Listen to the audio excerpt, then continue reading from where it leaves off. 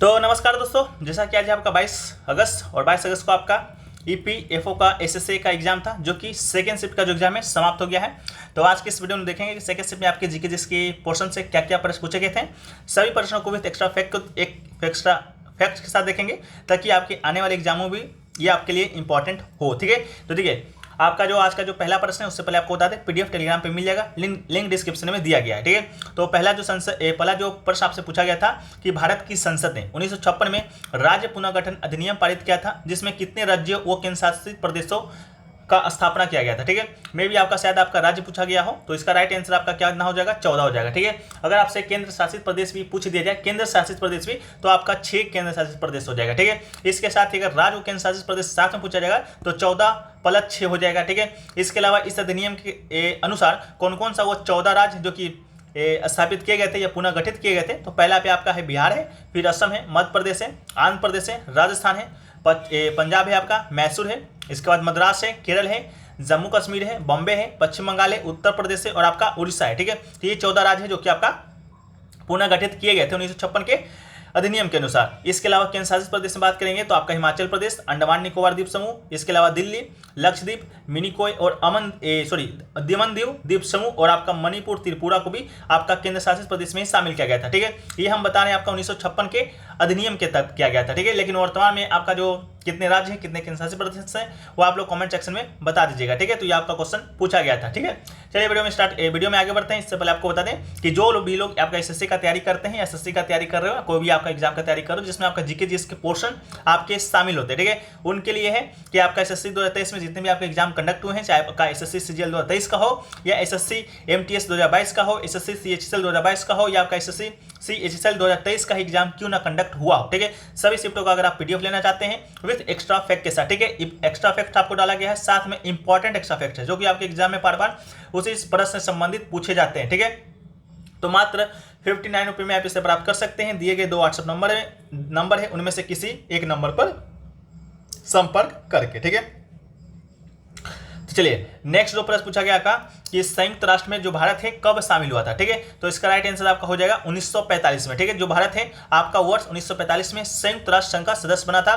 भारत संयुक्त राष्ट्र के संस्थापक सदस्यों में से एक है। 26 जून 1945 को भारत अन्य भाग लेने वाले देशों के साथ संयुक्त राष्ट्र चार्टर पर हस्ताक्षर करता है और संयुक्त राष्ट्र चार्टर की पुष्टि के बाद 30 अक्टूबर 1945 को भारत संयुक्त राष्ट्र में शामिल हो जाता है। ठीक है, इसके अलावा नेक्स्ट क्वेश्चन पूछा गया पिट्ठा। ठीक है, पिट्ठा जो है आपका झारखंड में क्या है, यानी क्या कहा जाता है पिट्ठा को। ठीक है, तो जो लोग भी आपके बिहार से संबंधित होंगे या शायद उत्तर प्रदेश में भी शायद आप लोग को पिट्ठा जो कि खाने को मिलता होगा, इसके अलावा झारखंड, ठीक है, इन तीनों राज्यों में या आसपास के क्षेत्रों में जो पिट्ठा होता है वो दोस्तों आपका एक क्या है, व्यंजन है। ठीक है, क्या है, प्रसिद्ध व्यंजन है, खाने का व्यंजन है। ठीक है, आप लोग अगर मालूम होगा तो आप लोग पिट्ठा खाते होंगे, आलू भर का खाते होंगे या कोई आपका जो गुड़ होता है उस भर कर खाते होंगे। ठीक है, तो जो भी लोग आपके जो पिट्ठा खाए हैं झारखंड से हैं या बिहार से हैं, तो आप लोग कॉमेंट सेक्शन में बता सकते हैं। ठीक है, तो पिट्ठा मूल रूप से भारत के बिहार से है और झारखंड राज्य का एक बहुत ही प्रसिद्ध व्यंजन है। हम आपके बिहार से आपका बिलोंग करते हैं, इसलिए आपका पिट्ठा के बारे में जानते हैं। पिट्ठा कई बार खाए भी हैं। ठीक है, तो आप लोगों में से कौन कौन पिट्ठा खाए हैं जरूर बताइएगा। नेक्स्ट क्वेश्चन देखिए पूछा गया पैरा तैराकी में अर्जुन अवार्ड 2022 किसे दिया गया था। ठीक है, पैरा तैराकी में अर्जुन अवार्ड 2022 आपसे पूछा गया था। तो अर्जुन जो अवार्ड है आपका 2022 में कितने लोगों को दिया गया है, तो आपको बता दें टोटल 25 लोगों को दिया गया। कितने लोगों को दिया गया है, तो आपको 25 लोगों को दिया गया है। ठीक है, वो 25 लोग कौन कौन से हैं, तो हम लोग देखते हैं। सबसे पहले आपको क्या दिया गया था पैरा तैराकी में, तो देखिए पैरा तैराकी में जो आपका अर्जुन जो अवार्ड है आपका दिया गया था एक खिलाड़ी को। वो कौन खिलाड़ी है, पैरा तैराकी में आपके हैं श्री स्वप्निल संजय पाटिल। ठीक है, तो आपका राइट आंसर क्या हो जाएगा, श्री स्वप्निल संजय पाटिल, इसका राइट आंसर हो जाएगा। इसके अलावा 24 लोगों को और दिया गया था, उसको भी एक बार हम लोग देख लेते हैं। आपका यहाँ से प्रश्न बन ही रहा है तो आपका शायद कल भी बने। ठीक है, तो देखिए एथलेटिक्स में दिया गया था 3 लोगों को, जिसमें से आपके सुश्री सीमा पुनिया को दिया गया था, एल्डोज पॉल को दिया गया था, अविनाश मुकुंद सेवल को दिया गया था। इन 3 लोगों को एथलेटिक्स में दिया गया था। बैडमिंटन से आपके 2 लोग को दिया गया था, किनको किनको, तो श्री प्रणय HS को दिया गया था। इसके अलावा लक्ष्य सेन को दिया गया था। बॉक्सिंग में भी आपका 2 लोगों को दिया गया था, श्री अमित को दिया गया था, निकत जरीन को दिया गया था। शतरंज में आपका सुश्री भक्ति प्रदीप कुलकर्णी को दिया गया था। इसके अलावा शतरंज में आपका R प्रगनंदा को भी दिया गया है। हॉकी में बात करेंगे तो सुश्री दीप ग्रेस एक्का को दिया गया है। जूडो की बात करेंगे तो सुशीला देवी को। कबड्डी में आपका साक्षी कुमारी को दिया गया है। लॉन वॉल में आपका सुश्री नयन सेकिया को दिया गया है। इसके अलावा आपका है मल्लखंभ में आपका श्री सागर कैलाश ओवलकर को दिया गया है। शूटिंग की बात करेंगे तो सुश्री इलावेनिल वाला रिवान को दिया गया है। शूटिंग की बात करेंगे तो ओम प्रकाश मिठरवाल को भी शूटिंग में दिया गया है। टेबल टेनिस में आपका श्री अकुला को दिया गया है। भारोत्तोलन में आपका श्री विकास ठाकुर को दिया गया है। इसके अलावा कुश्ती की बात करेंगे तो सुश्री अंशु को दिया गया है। कुश्ती में एक और लोग को दिया गया है, सुश्री सरिता को। इसके अलावा वुशु में आपका परवीन जी को दिया गया है। पैरा बैडमिंटन की बात करेंगे तो सुश्री मानसी गिरीश चंद्र जोशी को दिया गया है। पैरा बैडमिंटन की बात करेंगे तो श्री तरुण ढिल्लो को दिया गया है। पैरा तैराकी आपसे पूछा गया था, स्वप्निल संजय पाटिल को दिया गया है। और वधिर बैडमिंटन की बात करेंगे तो सुश्री जलिल अनिका जे को दिया गया है। 3-25 नामों को आपको याद रख लीजिएगा। यहाँ से एक प्रश्न आपकी शिफ्ट में जरूर से जरूर पूछे जाएंगे। अगर नहीं पूछे जाएंगे तो आपके आगामी एग्जाम में यहाँ से जो प्रश्न है आपके देखे जाएंगे ही जाएंगे। ठीक है, देखिए नेक्स्ट क्वेश्चन देखिए पूछा गया आपका इंडियन में आपको 4 नाम दिए गए थे, जिसमें से एक नाम आपका इंडियन मिलिट्री एकेडमी का भी नाम था। पूछा गया था कि आपका स्थित कहाँ पर है, तो इंडियन मिलिट्री एकेडमी जिसे कि हम लोग भारतीय सैन्य एकेडमी भी कहते हैं, तो ये दोस्तों आपका कहाँ पर है, देहरादून उत्तराखंड में आपका स्थित है। तो इसका राइट आंसर क्या हो जाएगा, देहरादून उत्तराखंड हो जाएगा। ठीक है, देखिए ये जो प्रश्न है आज मेरा भी आपका एलएलबी एंट्रेंस का एग्जाम था। ठीक है, उसमें भी आपका हूबहू यही प्रश्न आपका डायरेक्ट पूछा गया था। इंडियन मिलिट्री एकेडमी है जो कि कहाँ स्थित है, ऑप्शन में देहरादून दिया गया था। तो संयोगवश आपको आज का सेकंड शिफ्ट में भी आपका ये प्रश्न पूछ दिया गया है। ठीक है, भारतीय सैन्य अकादमी देहरादून में स्थित है, उत्तराखंड में है। इसके अलावा इसका स्थापना आपका 1932 में होता है, 1 अक्टूबर के दिन। इसके अलावा इसका जो उद्घाटन है 10 दिसंबर 1932 को फील्ड मार्शल फिलिप चैटवुड के द्वारा दिया गया था। इसके अलावा एक ऑप्शन आपका दिया गया था राष्ट्रीय रक्षा अकादमी खड़ग वासला। ठीक है, ये भी आपके ऑप्शन में दिया गया था, जिसका राइट आंसर क्या हो जाएगा आपका पुणे। ठीक है, पुणे इसका आपका क्या हो जाएगा, राइट आंसर हो जाएगा। इसके अलावा 2 नाम तो और कंफर्म मिल नहीं पाए हैं, फिर भी हम लोग देख लेते हैं, शायद आपका भारतीय नौसेना अकादमी भी दिया गया हो, या आपका केरल के एमी झाला में स्थित है। तो आप लोग बताइएगा था कि नहीं था, या क्या था 2 और नाम। ठीक है, इसके अलावा वायुसेना की बात करेंगे, वायुसेना अकादमी का तो आपका डिंडीगुल में है, जो कि आपका हैदराबाद में स्थित है। इसके अलावा एक आपका है अधिकारी प्रशिक्षण अकादमी, जो कि दोस्तों आपका कहाँ पर पड़ता है, तो चेन्नई तमिलनाडु में स्थित है। ठीक है, तो ये आपसे पूछा गया था। बताइएगा 2 और नाम क्या दिए गए थे, इनमें से ही 2 और नाम थे, या आपका अलग से कोई और नाम पूछा गया था। ठीक है, चलिए नेक्स्ट क्वेश्चन की बात करेंगे तो पूछा गया पंजाब है जो कि कितने भागों में विभाजित है। प्रश्न का लैंग्वेज बताएं सही, तो इस तरह का प्रश्न आपका लैंग्वेज नहीं था। आपके 4 नाम दिए गए थे, जिनमें से पूछा गया था कि इनमें से कौन सा पंजाब का भाग स्थित है या पंजाब से संबंधित है। तो देख लीजिए भाग आपका यही 3 नाम दिए गए थे। पंजाब है जो कि मूलतः 3 हिस्सों में बता गया है। आपका शायद मालवा एक था, दोआब था, और आपका एक मांझा था। ठीक है, ये 3 ऑप्शन आपका राइट आंसर था। ठीक है, जो पंजाब है आपका 3 हिस्सों में बटा हुआ है।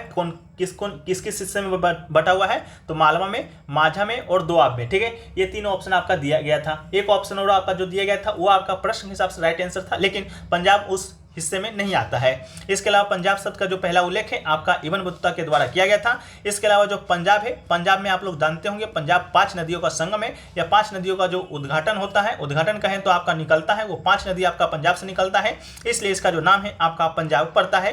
ये 5 नदी कौन कौन सी है, तो आपके झेलम है, चिनाब है, रावी है, ब्यास है, और आपका सतलज है।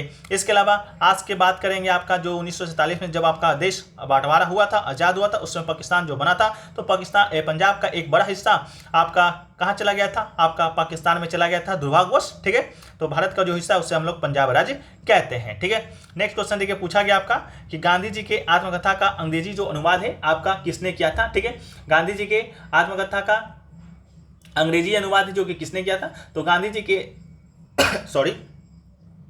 तो गांधी जी का जो आत्मकथा का नाम है, वो आत्मकथा का क्या नाम है, सत्य के साथ मेरा प्रयोग। ठीक है, गांधी जी की आत्मकथा का नाम है सत्य के साथ मेरा प्रयोग। ठीक है, इसको किसके द्वारा लिखा गया है, तो आपका लिखा गया है गांधी जी के द्वारा। किसके द्वारा लिखा गया है, गांधी जी के द्वारा। ठीक है, लेकिन ये जो पुस्तक है आपका लिखा गया था गुजराती भाषा में। ठीक है, ये पुस्तक में जो आपके गांधी जी थे वो आपका बचपन से लेकर शुरुआती स्वतंत्रता संग्राम तक के जीवन पर आधारित आपका पुस्तक था। ठीक है, 1925 से 1929 तक उनकी पत्रिका नवजीवन में साप्ताहिक किस्तों में प्रकाशित हुआ था। इसका जो अंग्रेजी अनुवाद है वो आपका अन्य पत्रिका यंग इंडिया में भी किस्तों में नजर आई। इसका जो अनुवाद आपका है महादेव देसाई के द्वारा किया गया है। ठीक है, तो किसके द्वारा किया गया है, तो महादेव देसाई के द्वारा किया गया है। राइट आंसर आपका हो जाएगा।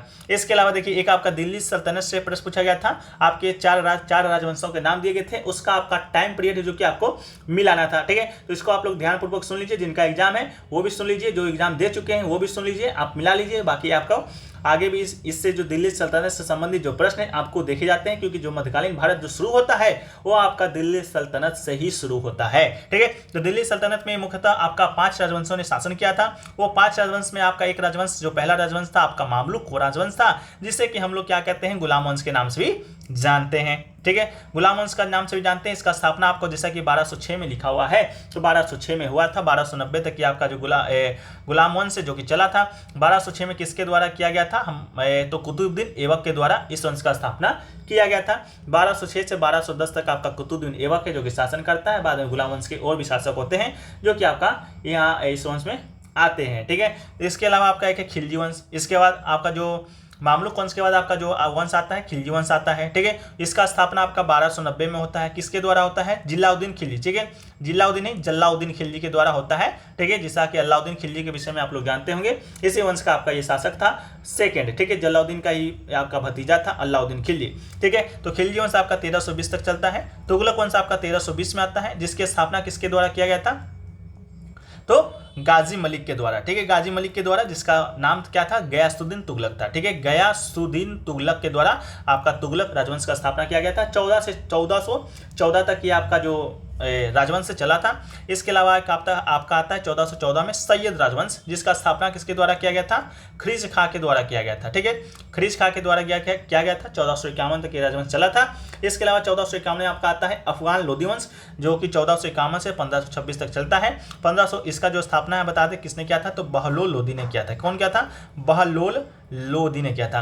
1556 में आप लोग को मालूम होगा बाबर आपका भारत में आता है, पानीपत का प्रथम युद्ध करता है और आपका इब्राहिम लोदी को, इसका जो अंतिम शासक होता है लोदी वंश का, इब्राहिम लोदी को हरा देता है। तो यहाँ पर मुगल साम्राज्य का स्थापना कर देता है। कल भी आपका मुगल साम्राज्य से संबंधित प्रश्न जो कि देखने को मिला था। ठीक है, चलिए नेक्स्ट क्वेश्चन की बात करेंगे। तो नेक्स्ट क्वेश्चन आपसे जो पूछा गया है वो पूछा गया है कि गुर्जर तोड़ी इज व्हाट इन गुजरात। ठीक है, यानी कि जो गुर्जर जो तोड़ी है वो आपका गुजरात में किस नामों से जाना जाता है या क्या है। ठीक है, तो देखिए एक आपका गुजरात का राग है गुजरी तोड़ी या गुजरी तोड़ी या गुजरी तोड़ी। ठीक है, तीनों इसी का नाम है, लगभग तो सेम ही लग रहा है, कहीं तो आपका डिफरेंस था ही नहीं।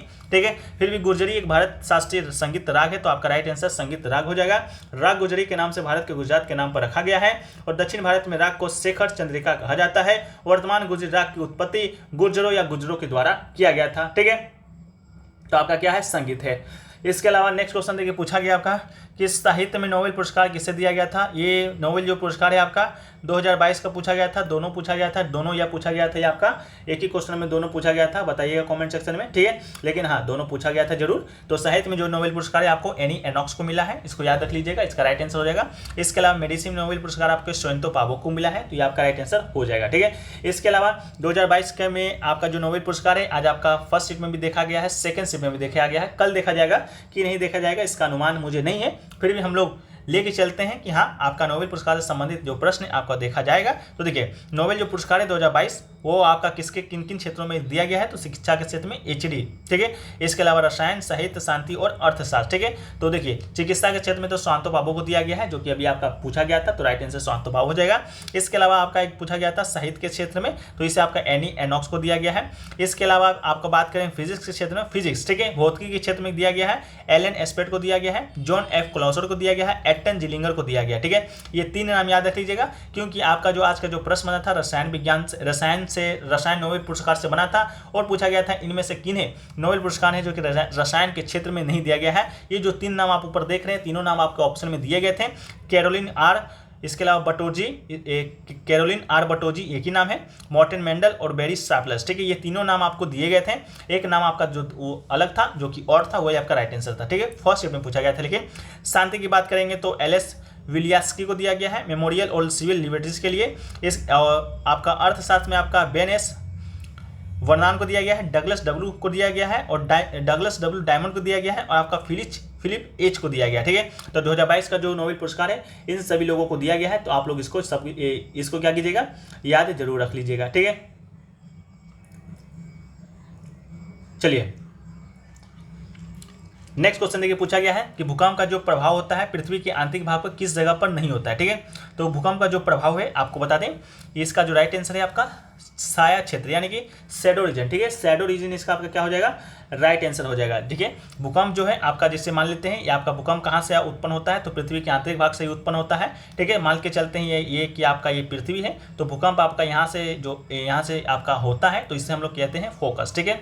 इससे हम लोग क्या कहते हैं, फोकस करते हैं। और भूकंप है जो कि आपका पृथ्वी की सतह पर आता है ये लंबवत, तो इसे हम लोग कहते हैं ईपी सेंटर, ठीक है। ईपी सेंटर कहते हैं, आप लोग देखे भी होंगे कि भूकंप केंद्र या भूकंप केंद्र आपका यहाँ रहा। जब भी आप भूकंप आता होगा तो आप लोग सुनते होंगे भूकंप केंद्र के बारे में, ठीक है, कि ये इसका जो भूकंप अभी जो आया है उसका केंद्र आपका नेपाल के हिमालयी क्षेत्रों में था, दिल्ली के नई दिल्ली क्षेत्रों में था, दिल्ली के मुखर्जी नगर में था। इस तरह का आप वर्ड सुनते होंगे, ठीक है। तो ये आपका जो भूकंप होता है, भूकंप का जो केंद्र होता है आपका वही ईपी सेंटर कहलाता है, भूकंप केंद्र कहलाता है। स्वयंवश आपका जो आज मेरा एलएलबी का जो एंट्रेंस का एग्जाम हुआ था उसमें भी ये पूछा गया था कि ईपी सेंटर जो कि किससे संबंधित है, तो भूकंप उसका राइट आंसर था, ठीक है। तो चलिए कोई बात नहीं। इसके अलावा जो भूकंप होता है उसमें आपका 2 तरंगे उत्पन्न होता है। कौन कौन सा तरंग उत्पन्न होता है, तो आपका एक होता है एस तरंग, एक होता है शायद आपका पी तरंग, ठीक है। ऐसे तो 3 तरंग होता है, लेकिन एस तरंग और पी तरंग आपका इसका एस और पी, ठीक है, एस वेव और पी वेव, ठीक है, 2 तरंगे इसमें आपका उत्पन्न होता है।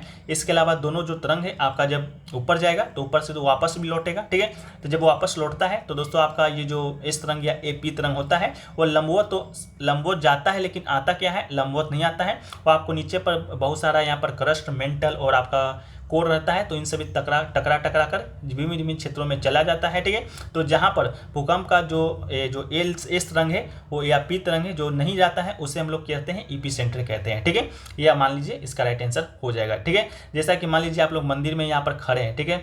मान लीजिए आप लोग यहाँ पर ढेर सारे लोग हैं जो कि मंदिर में खड़े हैं, ठीक है। यहाँ से आपका जो है मिठाई बंटना शुरू हुआ, ठीक है।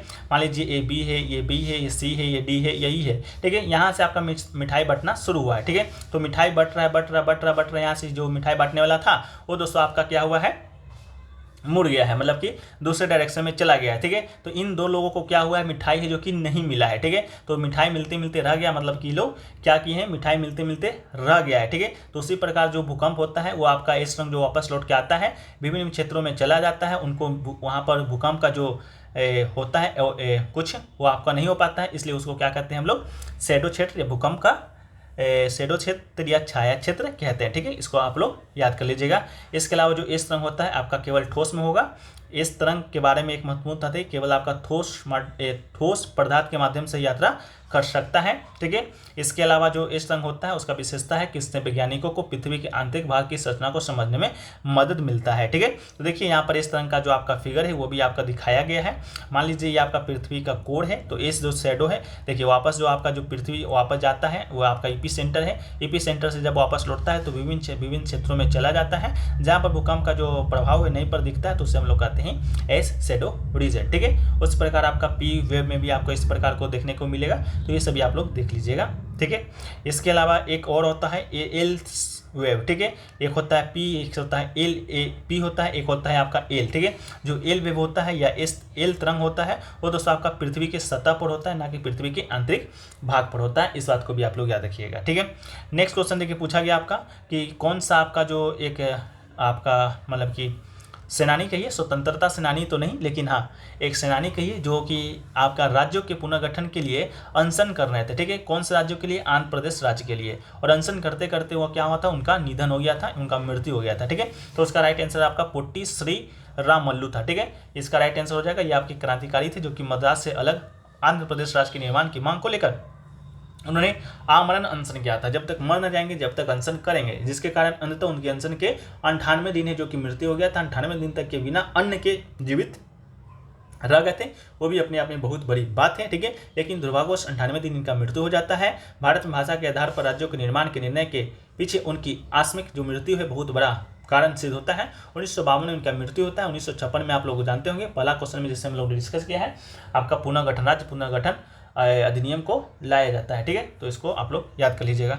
नेक्स्ट क्वेश्चन देखिए पूछा गया था, 4 ऑप्शन दिए गए थे, उनमें से 2 ऑप्शन तो मिल गए हैं।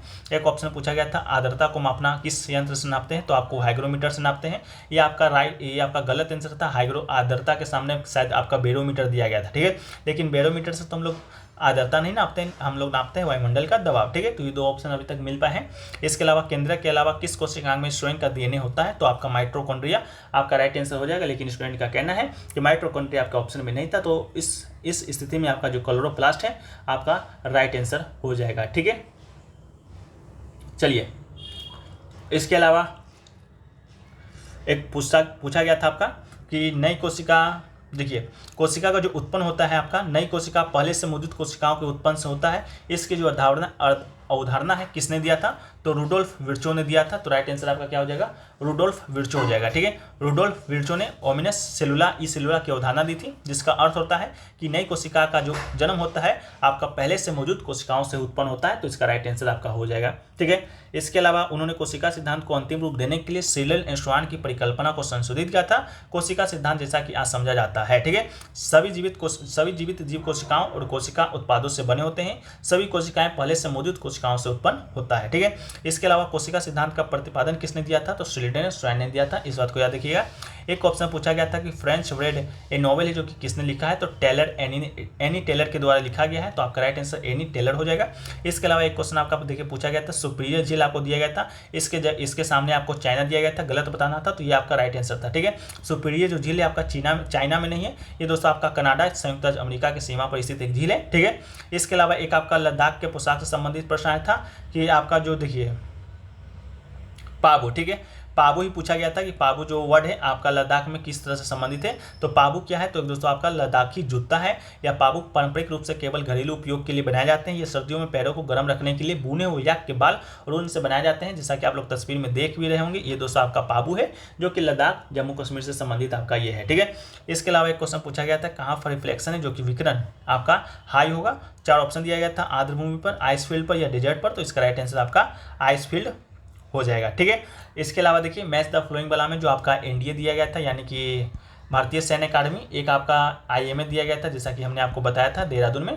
ठीक है, इसके अलावा एक दोस्तों आपका दिया गया था SBPNPA। ठीक है, ये दोस्तों आपका कहाँ पर है, तो ये आपका हैदराबाद में है, इसको याद रखिएगा। एक आपका दिया गया था NADT जो कि आपका नागपुर में है। ठीक है, तो ये 4 ऑप्शन आपके पास दिए गए थे। ठीक है, बाकी और भी क्वेश्चन जैसे मिलते जाएंगे हम लोग डिस्कस करेंगे, लेकिन हाँ उसको अगर डिस्कस अभी नहीं मिल पाता है तो उसको हम लोग PDF में शामिल कर देंगे। जैसा कि PDF आप लोग को मालूम होगा कहाँ पर मिलता है, तो टेलीग्राम पे मिलता है। टेलीग्राम के अलावा आप लोग को व्हाट्सएप पर भी मिलता है, लेकिन डिस्क्रिप्शन में लिंक आप लोगों को सभी का व्हाट्सएप का मिल जाएगा, तो आप लोग जाकर वहाँ से ज्वाइन हो जाइएगा। ठीक है, इसके अलावा एक पूछा गया था, देखिए दोस्तों आपका लेगुमस, ठीक है, लेगू जो मस होता है वो किसके अंतर्गत आता है, तो लेगू जो मस होता है दोस्तों आपका प्लांट फैमिली के अंतर्गत आता है। तो इसका राइट आंसर आपका प्लांट हो जाएगा। ठीक है, क्या ऑप्शन में प्लांट था, तो नहीं, प्लांट बिल्कुल होगा।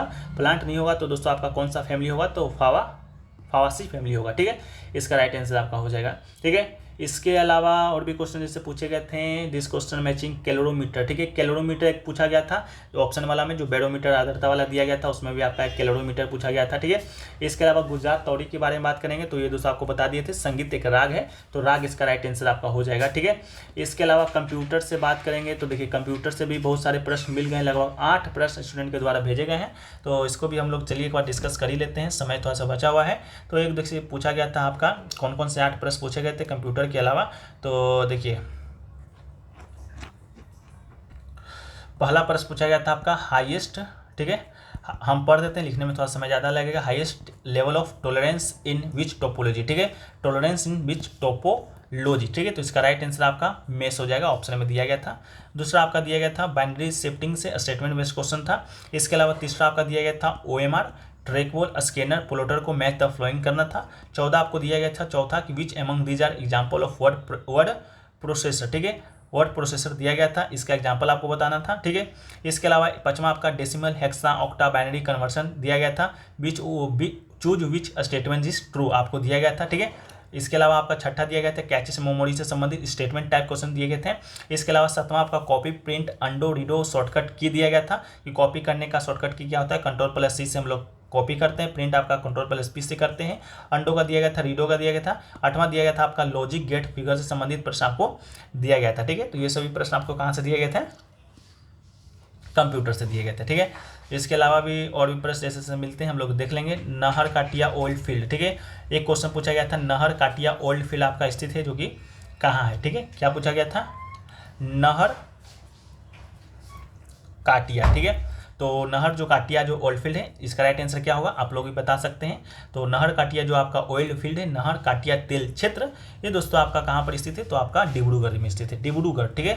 डिब्रूगढ़ कहाँ पर है, तो आप लोग बता दें ये आपका असम राज्य में स्थित है। तो आपका राइट आंसर क्या हो जाएगा, डिब्रूगढ़ असम हो जाएगा। ऑप्शन के अनुसार शायद असम दिया गया होगा। तो ऑयल फील्ड भूमि का वो क्षेत्र होता है जहाँ से कच्चे तेल प्राकृतिक गैस का उत्पादन किया जाता है। नहर काटिया तेल क्षेत्र डिब्रूगढ़ जिले में स्थित है, ठीक है। तो ये आपसे पूछा गया था। इसके अलावा और क्या पूछा गया था, तो वेस्ट बंगाल सेडेट्स कैचेस मेमोरीज एक्सप्लेन बच्चों के द्वारा बहुत सारा भेजा गया है, ठीक है। चलिए हम लोग पीडीएफ में शामिल कर देंगे, पीडीएफ टेलीग्राम पे मिल जाएगा, लिंक डिस्क्रिप्शन में दिया गया है। जब तक के लिए मिलते हैं हम लोग नेक्स्ट वीडियो में, जब तक के लिए जय हिंद, जय भारत, वंदे मातरम, भारत माता की जय, ठीक है।